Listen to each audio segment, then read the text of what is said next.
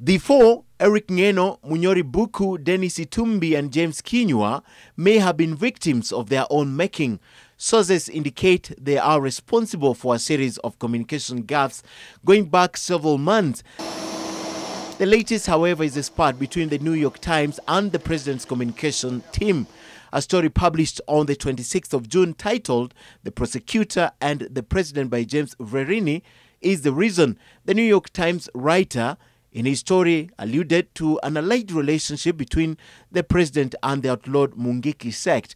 James Verini says he spoke to the former International Criminal Court prosecutor Luis Moreno Campo, who indicated to him that the president could have funded the sect to cause violence.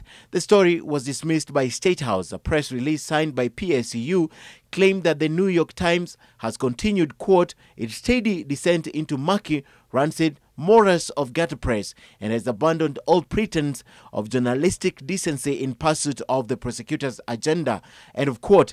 The statement went ahead to claim the New York Times did not interview anyone before publishing the story, which PSCU claimed to be, quote, a malicious, vindictive and unprofessional article, end of quote. The New York Times responded claiming the writer made several attempts at getting the president's side of the story. In vain, it concludes that it has found no reason to correct any part of the story. This is the reason, sources say, the president became furious and took action. But this will not be the first time PSCU is on the spot. It's apparent that there are two camps at the unit, one loyal to Monoe Supisu, who is viewed as an outsider, and the other pledging allegiance to the other four directors.